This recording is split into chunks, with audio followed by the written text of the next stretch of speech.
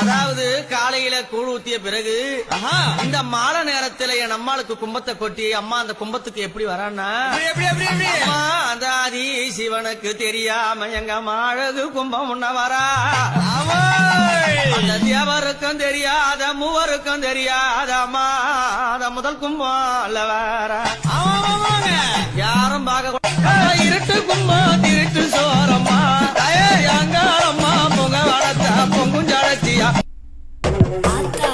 ஆக்ரோஷமா அழைப்போமா